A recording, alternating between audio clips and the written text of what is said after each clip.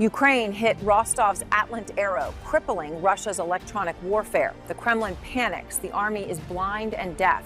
Do you know what Putin trusted the most? The ability to command without seeing. Radars, signal networks, digital command systems.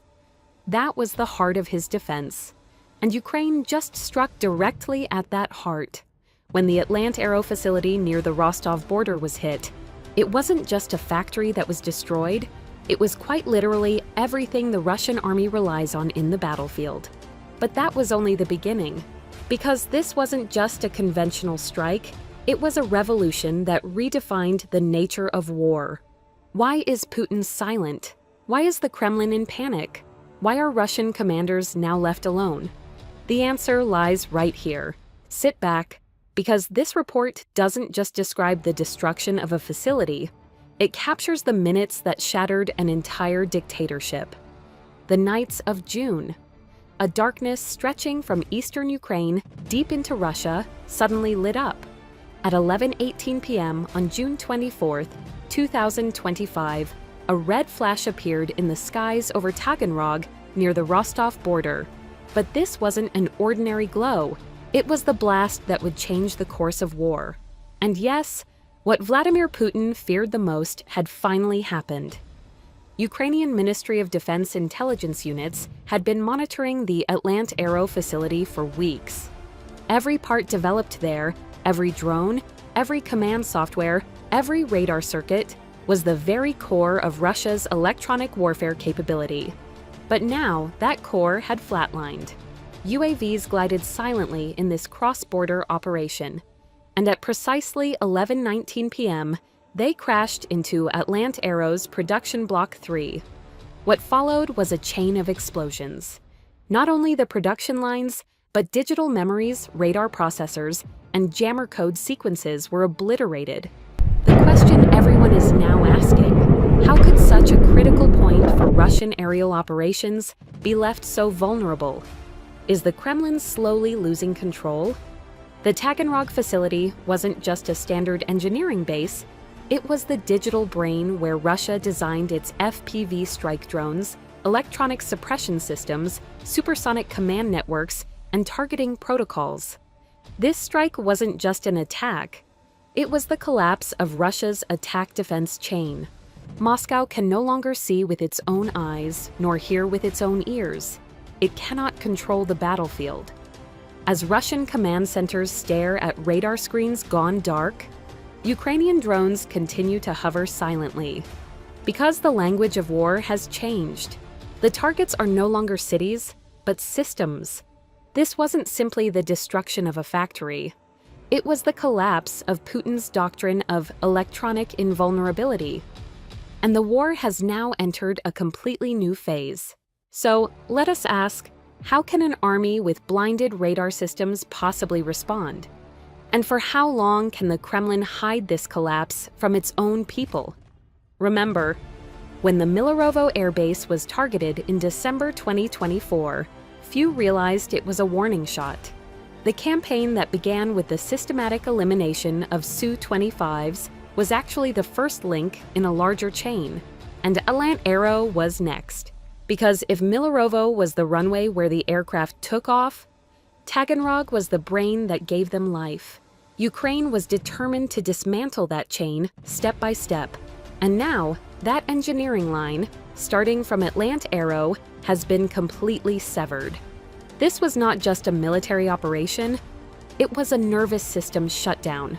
With the destruction of this facility, Russia's electronic warfare algorithms, guidance software, and drone navigation protocols all burned with it.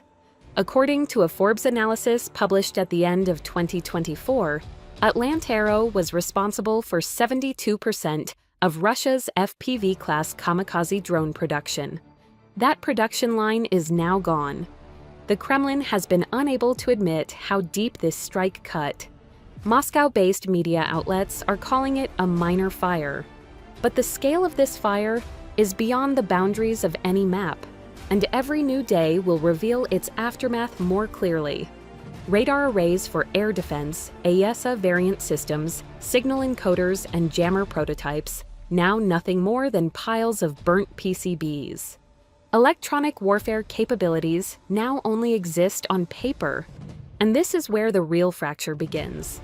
The loss of this facility doesn't just mean the loss of a technology, it means the collapse of an entire doctrine. The Russian army is not just unable to respond, it can no longer detect where the strikes are coming from.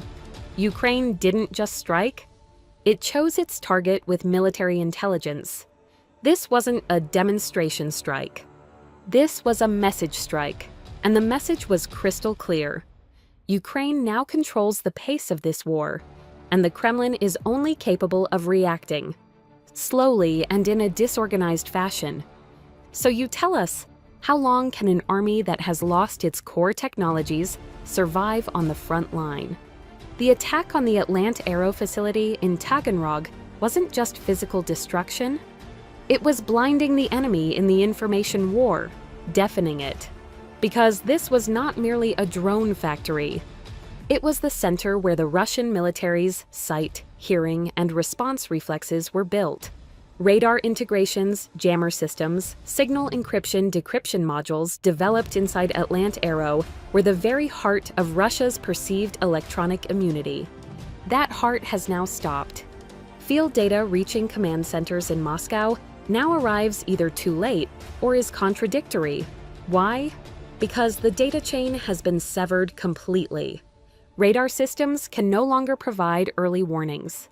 Electronic warfare systems can't decode Ukrainian UAV signals. Response times to FPV attacks now exceed 8 seconds, which in modern warfare is an eternity. This isn't just a technical collapse, it's a strategic trauma. Think about it. How long can a blindfolded commander maintain control on the battlefield? According to Russian military blogs and Kremlin-affiliated Telegram channels, signal delays began across the entire Western Front following the Taganrog strike. 43% of next-generation FPVs sent toward Donetsk are now crashing without ever reaching their targets. Guidance systems are failing, data transmission is broken, but more than anything, the psychological collapse is deep.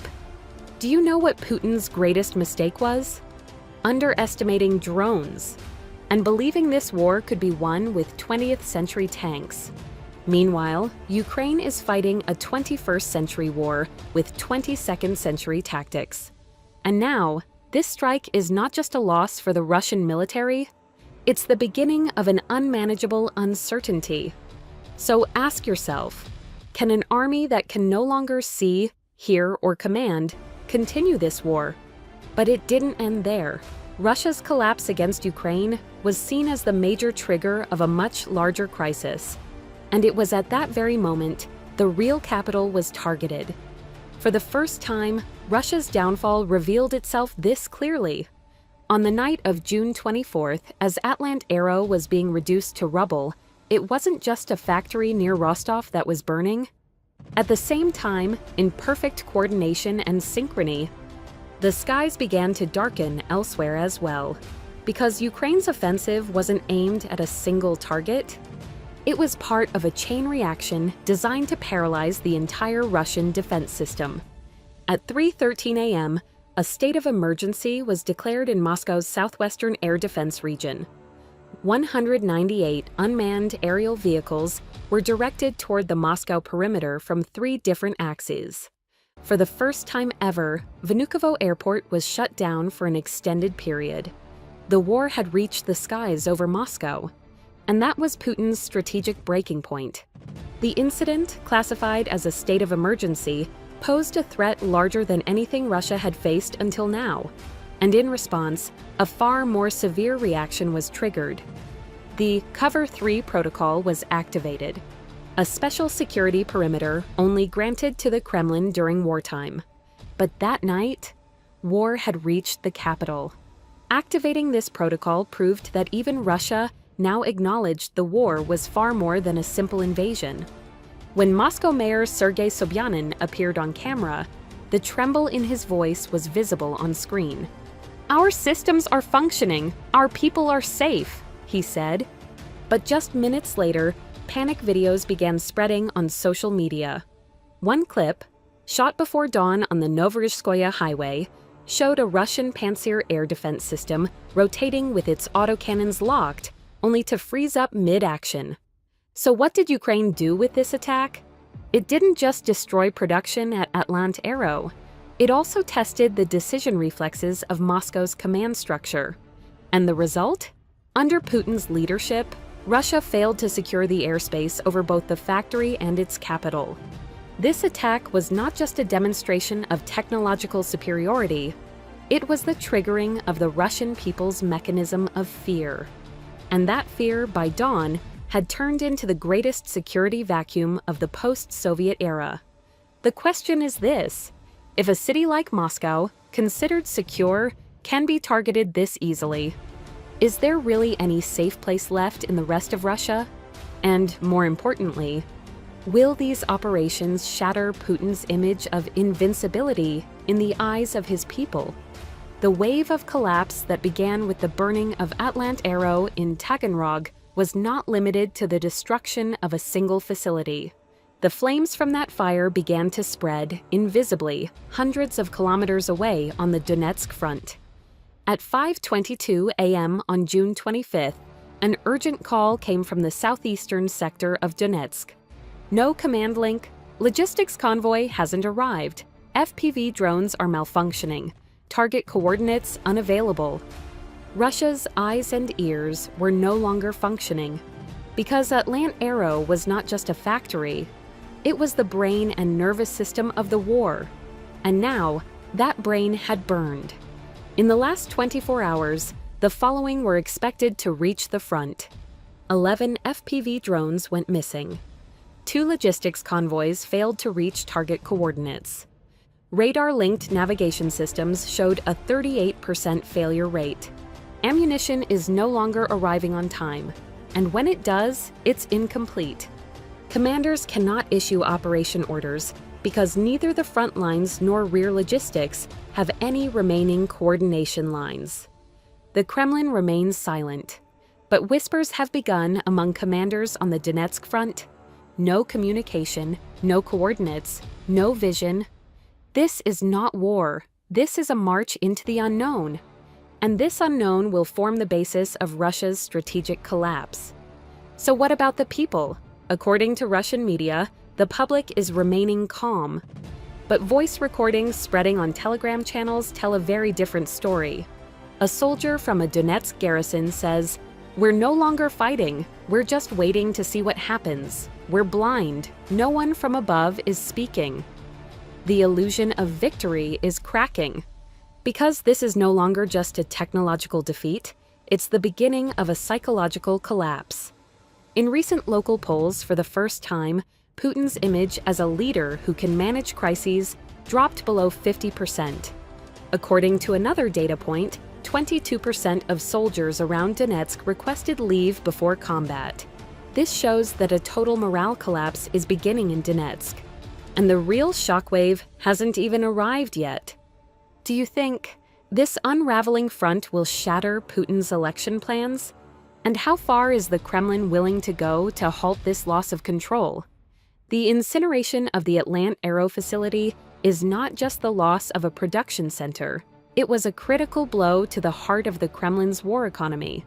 Because now Russia wants to fight, but can no longer manufacture the weapons to do so. The front line waits for ammunition. The rear lacks steel.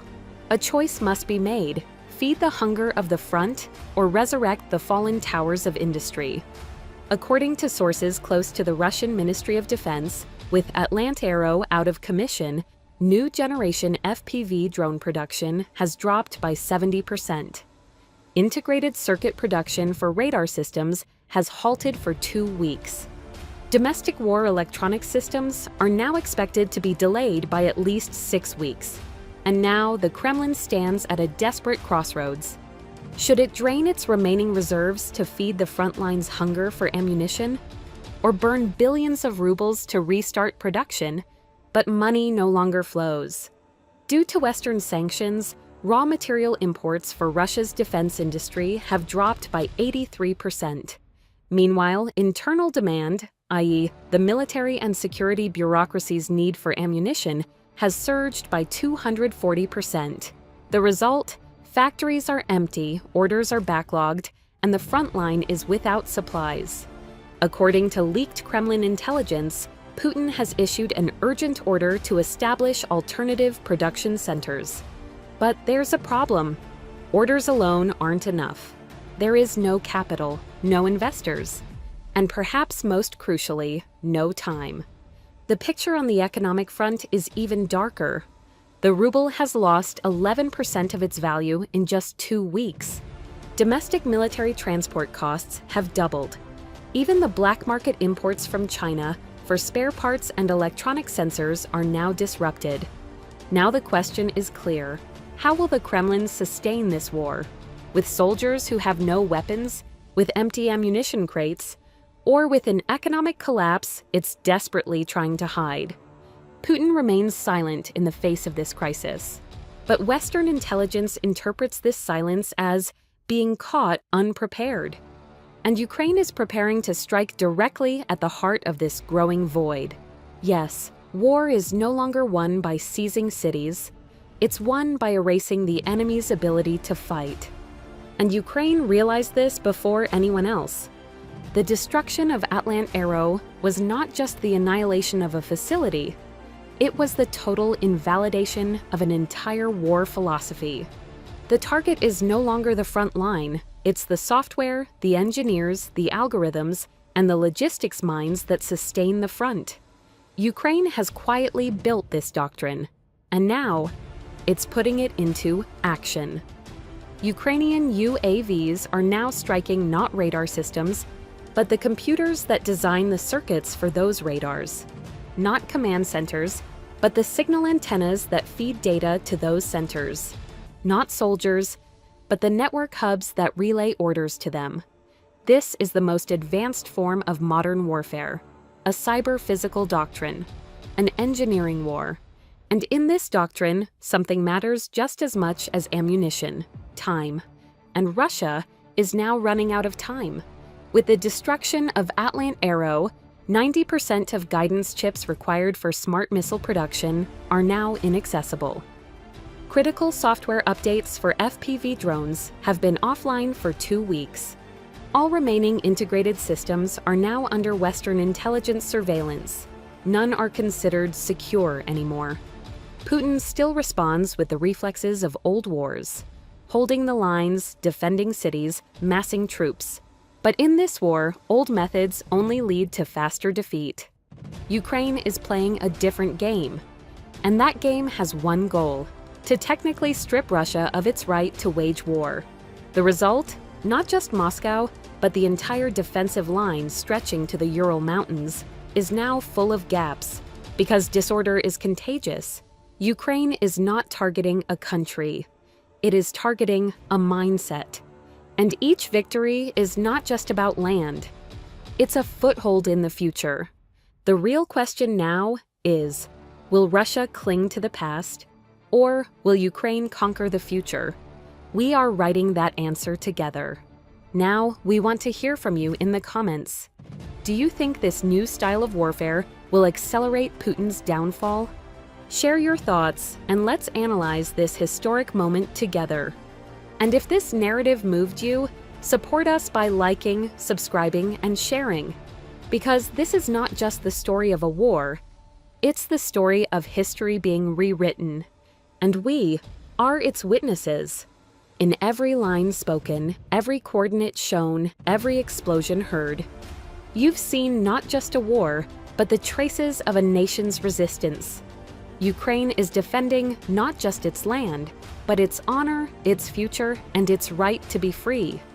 A people is standing in the way of the world's most powerful war machine, and their voice is often not heard. That's why your voice, you, watching this, is so important. By hitting the like button, you help spread these truths. By commenting, you leave your mark on history. By subscribing, you remain a witness to this resistance. Because this channel is not just another news outlet. It's the story of every step taken toward freedom. Every drone that falls from the sky, every bullet that pierces the darkness.